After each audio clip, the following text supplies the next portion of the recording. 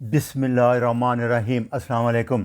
आज मैं बहुत इम्पॉर्टेंट टॉपिक हड्डियों की सेहत, हड्डियाँ कैसे बनती हैं, कैसे कमज़ोर होती हैं, और जो बहुत मशहूर है कैल्शियम कैल्शियम उसका रोल बताऊंगा सही मायने में। और उसके बाद मैं जो ये दवाइयाँ दे रहे हैं आजकल जो हड्डियों की कमज़ोरी के लिए, जिसको हड्डियों का बूढ़ापन भी कहते हैं, ओस्टियोपोरोसिस, उसके नुकसान साइड इफ़ेक्ट भी बताऊँगा। और ये 3 लेक्चर्स में मुकम्मल होगा क्योंकि ये बेसिक लेक्चर है, इसलिए ज़ाहिर है बड़ा होगा। इसके बाद मैं ट्रीटमेंट बताऊंगा डाइट से, और तीसरा बताऊंगा एक्सरसाइज। ये 3 लेक्चर होंगे, तो इसको सली से सुन लें आप। WHO ने 2023 में जो स्लोगन दिया है कि bone health build better than bone, कि अगर सेहतमंद रखना है तो बोन की हड्डियों की पहले से ही एहतियात करें, सेहतमंद बनाएं, बजाय इसके कि जब बीमारी आ जाए फिर इलाज करें। इलाज बहुत मुश्किल है, 5% क्योर रेट भी नहीं है इसका, ये हड्डियों के बूढ़पन का, ओस्टियोपोरोसिस का। याद रखना आपने। इसलिए कोशिश करें कि पहले ही ना हो। दूसरा, कैल्शियम के बारे में जो एक बहुत बड़ा है कि वो देखें, ये WHO रिकमेंड करता है कि 500 मिलीग्राम कैल्शियम डेली काफ़ी है। USA कर रहा है 1200 मिलीग्राम, और 50 साल से ऊपर औरतों के लिए। लंदन में, UK में 700 मिलीग्राम है। इसलिए इस पर कोई चीज़ फिक्स नहीं है। लिहाजा इस चीज़ को आज आप गौर से सुन लेना कि असल कैल्शियम का रोल कितना है, ये मैं बताता हूँ आपको। दूसरा, WHO का डेटा ये बताता है कि 30% पोस्ट मेनोपॉजल वुमेन जो है उनको ओस्टियोपोरोसिस होती है, और सबसे ज़्यादा ये बीमारी 61 मिलियन, तकरीबन 6 करोड़ औरतों में है इंडिया में, और 80% औरतें हैं वो। उसकी वजह आपको समझ आ गई होगी क्यों। हमारे यहाँ भी 49% रेट है, 36% मर्दों में है और 13% फीमेल में है। ये कराची की स्टडी है, ये मैंने डिटेल दे दी है, सारी है तो 10-15 साल पुरानी, लेकिन यही है, मजबूरी यही मिली मुझे। दूसरा, ओस्टियोपोरोसिस, हड्डियों का बूढ़ापन, is not a calcium problem, क्योंकि कैल्शियम की वजह से ये नहीं है। ये अच्छी तरह समझ लें। 1/3 मेल होते हैं, 30% 33%, और बाकी 60-70% औरतें होती हैं। औरतें ज़्यादातर 40 साल के बाद, जब उनकी माहवारी बंद हो जाती है, मेनोपॉज़ल, उनमें ये बीमारी बहुत ज़्यादा होती है। उसकी वजह भी मैं आज बताऊंगा आपको। तो कैल्शियम सिर्फ मिनरल हड्डियों के लिए, ये बिल्कुल गलत है, ये सही नहीं है। हड्डियों में 33% जो हड्डी है वो प्रोटीन होती है, कोलेजन टाइप 1, 33% वाटर होता है, और 33% मिनरल होता है। और उस 33% में कैल्शियम सिर्फ 15%, 48% होता है, आधा। फिर फास्फेट होता है, फिर स्टोर्शियम होता है, फिर मैग्नीशियम है, आयरन है, जिंक है, ट्रेस मिनरल, सेलियम है, कॉपर है, तमाम मिनरल का रोल है, लेकिन थोड़ा है कि 2-2% है।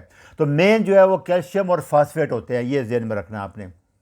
तो हड्डी जो है ये एक ज़िंदा टिश्यू है, ये बनती रहती है, बिगड़ती रहती है, और 10 साल में हमारे जिस्म की तमाम हड्डियाँ तकरीबन नहीं हो जाती हैं, नहीं बन जाती हैं। और इसमें सबसे इंपॉर्टेंट रोल होता है डाइट का और लाइफस्टाइल का, ये याद रखना आप। हड्डियाँ कमज़ोर रहती हैं या सेहतमंद होती हैं, इसका ताल्लुक 2 चीज़ों से है। एक, खाते क्या है आप और कैसे ज़िंदगी गुजारते हैं। तो ये डिफरेंस है। ये कि जब हड्डी टूट जाती है उसको फ्रैक्चर कहते हैं हम। ये होता क्या है कि ये देखें आप, 3 से 4 महीने में पूरी हड्डी रीमोल्डिंग होके फ्रैक्चर साइट निशान तक ख़त्म हो जाता है। और बच्चों में तो ये बहुत अच्छा, ये फ्रैक्चर हुई, राड डाला, ये देखें अब एंड पे देखें, अब बिल्कुल ख़त्म हो गया कि कब फ्रैक्चर हुआ था। ये बच्चों में देखें, ये 6 मंथ के बाद बिल्कुल हड्डी 1-1.5 इंच तक जो टेढ़ी भी हो, तो हमारा जिस्म, हमारा जो बोन सेल हैं ओस्टियोब्लास्ट, वो उसको रीमोल्ड करते हैं। पर ये देखिए, इसमें भी देखें आप, 1 से 1.5 इंच का ओवरलैप था, लेकिन ये देखें आप कैरस बना और क्लियर हो गया। ये फिर बच्चे में देखें आप, बिल्कुल पता नहीं लगता। बच्चों में जल्दी होता है, बड़ों में काफ़ी टाइम लग जाता है। तो असल जो बोन हेल्थ है वो 30 से 35 साल के बाद प्रॉब्लम शुरू हो जाता है। तो प्रिवेंशन बेटर है बनिस्बत क्योर के, परहेज़ इलाज से बेहतर है, यही मोटिव है, यही पहले बता रहा हूँ। ख़ासकर 25-30 साल की उम्र में औरतों को इसका एहतियात करनी चाहिए। होता ऐसे है कि हमारी हड्डियों के एंड पे एपीफिज होती है, जब हड्डी बढ़ती रहती है, कद बढ़ती रहती है, जब जुड़ जाती हैं, ये कोई 300 हड्डियाँ होती हैं जब बच्चा पैदा होता है, और एंड पे 260 आ जाती है जुड़ जुड़ के। जैसे ये देखिए आप, 2 हड्डियाँ हैं, दरमियान में फिल प्लेट है, इससे हड्डी ग्रो करती है एंड पे। बड़ी बड़ी हड्डियों में होता है ये देखिए हड्डी का स्ट्रक्चर है, ये प्रोटीन है, ये कोलेजन है, ये से स्ट्रक्चर बना है। जैसा कभी आपने देखा होगा, छत डालते हैं तो पहले सरिया डालते हैं, बाद में सीमेंट आके उसको फिल करता है। ये देखिए कैल्शियम आया, ये भी उस प्रोटीन के ऊपर जमा होना शुरू हो जाएगा और हड्डी बनेगी, इसको कहते हैं मेल्देशन। तो पहले सबसे इम्पॉर्टेंट फिर याद रख लें कि प्रोटीन डाइट हल्दी ज़रूरी होनी बहुत ज़रूरी है। तो दो, ऑस्टियोपीनिया कमज़ोर हड्डियाँ, वीकनेस बोन, 50 साल से ऊपर जो औरतें हैं उनमें 50% में होता है। और ऑस्टियोपोरोसिस के बोन की सख्ती ख़त्म हो गई, फ्रैक्चर रिस्क बहुत बढ़ जाता है। ये देखें आप, ये देखें खाली हो गया, इसमें से कैल्शियम निकल गया, प्रोटीन कम है, ऑस्टियोपोरोसिस है, बिल्कुल खाली खाली, दूसरा टेंस नॉर्मल है। फ्रैक्चर का चांस बहुत ज़्यादा हो जाता है, ख़ासकर जो रीढ़ की हड्डी के मोड़ हैं, कंप्रेशन फ्रैक्चर, ये बहुत तकलीफ दिया। फिर आप कमर दर्द हो जाएगी, फारज हो जाता है, नीचे आप झुक नहीं सकते। ये मोस्ट कॉमन फ्रैक्चर हैं। थोड़ा सा काम कोई भारी चीज़ उठा लें, उनको पता तो होता नहीं, औरतों को समझ तो आती नहीं। ये फीमर नेक, टांग के कूल्हे की हड्डी जो है सबसे ज़्यादा ये टूटती है, और ये नीचे से भी टूट सकता है। हेड, ये टिपिकल फ्रैक्चर होता है इसका। तो नौजवानों में जब हड्डियों की कमज़ोरी होती है उसको ऑस्टियोमलेशिया कहते हैं, और बच्चों में रिकेट्स कहते हैं। ये देखें, वो टेढ़ी हो जाती हैं हड्डियाँ उनकी, बच्चों में भी और नौजवानों में भी, कमज़ोरी की वजह से। प्रोटीन डाइट सबसे इंपॉर्टेंट है, और बाकी सारे मिनरल। ये देखें, ये रिकेट्स हैं, ये रिकेट्स हैं, ये देखें सारे बच्चे, इनमें कैल्शियम की कमी नहीं है, ये ज़हन में रखना है आपको। इनमें असल कमी है प्रोटीन की, मिनरल्स की और बाकी चीज़ों की। तो कैल्शियम सप्लीमेंट जो ले रहे हैं उसके दो बड़े नुकसान आते हैं। एक तो वो दिल की आर्टरी में जाके जम जाएंगे, हार्ट अटैक हो जाएगा, आर्टरी को ब्लॉक कर देंगे और किडनी स्टोन बन जाएंगे आप। तो ये मैंने लेक्चर है, इसको ज़रूर सुने कि आप कैल्शियम की गोलियां ना खाएं, दूध की बजाय किस डाइट से कैल्शियम लें, वो ज़्यादा बेहतर है। जो आप डाइट से लेंगे वो 200, 300, 400 मिलीग्राम भी काफ़ी होगा, और वो सारा अब्ज़ॉर्ब होगा। ये जो कैल्शियम लेते हैं ये 10% भी अब्ज़ॉर्ब नहीं होता। तो जो पीक बोन डेंसिटी है वो 25 से 30 साल तक होती है औरतों में। प्रेगनेंसी में एक्सरसाइज नहीं करती, डाइट प्रॉपर नहीं लेती, कमज़ोर हो जाती है, सारा कैल्शियम निकल जाता है, बच्चे में चले जाता है। दूसरा, कोलेस्ट्रॉल नहीं लेती, ऑयल खा रही है। पिछले 50 साल में लोगों ने अंडे बंद कर दिए, घी बंद कर दिया। उसकी वजह यह कि ईस्ट्रोजन कोलेस्ट्रॉल से बनता है, बाकी सारे सेक्स हार्मोन कोलेस्ट्रॉल से बनता है। और जब 40 साल बाद ईस्ट्रोजन लो हो जाता है तो फिर उसका ये नुकसान होता है कि वो हड्डियों का बुढ़ापन शुरू हो जाता है। कि ईस्ट्रोजन भी हड्डियों की ताकत के लिए बहुत ज़रूरी है। खुराक में फिर याद रखें कि हाई क्वालिटी प्रोटीन, गोश्त, मछली, अंडे और बोन ब्राथ, ये लेक्चर नंबर आप देख लेना, इस पर ख़ास कर उसमें पूरी ये हड्डियों लेके, ख़ास कर बैल की हड्डियों का जोड़ लेके 18-20 घंटे तक हल्के पानी पे उसको पकाते रहें। उसके बाद हड्डियों से जब निकल आएगा, हड्डियों में सुराख नज़र आएंगे, सफ़ेद रंग हो जाएगा, ये सारा कुछ कोलेजन भी और कैल्शियम भी निकल आया। ये सबसे बेस्ट है हड्डियों के लिए। दूसरा, कैल्शियम फास्फेट होता है, मैग्नीशियम होता है, आयरन होता है, जिंक होता है, कॉपर होता है, और ऑल फार्मो सब कुछ डाइट से लें। ये बेहतरीन हड्डियों की सेहत के लिए है, ये अपने ज़हन में रखना है। ये डाइट से बेहतर है कि आप डाइट से लें, सप्लीमेंट ना लें। विटामिन ए बहुत ज़रूरी है, ये भी अंडों से मिल जाएगा। विटामिन डी आपको लेना पड़ेगा हर हाल में, 10,000 से 20,000 यूनिट डेली लेने पड़ेंगे। विटामिन K2 100 से 200, अगर बहुत ज़्यादा है 200 ज़्यादा भी ले सकते हैं आप। हेल्दी लिवर होना चाहिए आपका, उसके लिए स्ट्रॉन्ग एसिड स्टमक में होना चाहिए। एसिडिटी के बगैर कैल्शियम अब्ज़ॉर्ब नहीं होगा, प्रोटीन अब्ज़ॉर्ब नहीं होगी, ये आपको पता होगा। जो कैल्शियम अब्ज़ॉर्ब नहीं होता, प्रोटीन अब्ज़ॉर्ब नहीं होती, बड़ी वजह होता है कि मैदे में तेज़ाबियत कम हो जाती है, आंतों में सूज जाती है, हाइपोथायराइड है, बड़ी वजह इसकी है। विटामिन डी की कमी है, मैग्नीशियम की कमी है, मैग्नीज, सोडियम, ईस्ट्रोजन लो हो जाती है, इसकी कमी है, ब्लड में एक्टिविटी बढ़ जाती है। ये लेक्चर है जिनमें मैंने कोलेस्ट्रॉल के बारे में बताया। आप कोलेस्ट्रॉल लेंगे तो ईस्ट्रोजन बनेगा और सारा कुछ ठीक हो जाएगा। तो एक आसान टेस्ट है कैल्शियम, जो खून लेबार्टरी में टेस्ट कराते हैं उसकी कोई वैल्यू नहीं है, वो क्योंकि हड्डी में होता है सारा, खून में सही नहीं है, लेकिन वो तसल्ली के लिए चलो। तो आसान टेस्ट ये है कि ब्लड प्रेशर कफ लेके पाँव पे बांध लें आप, और 200 तक पारा रेस कर दें ब्लड प्रेशर का। अगर आपको कैल्शियम की कमी होगी तो आपको क्रैम्प पड़ेंगे, दर्द होगी पट्ठों में।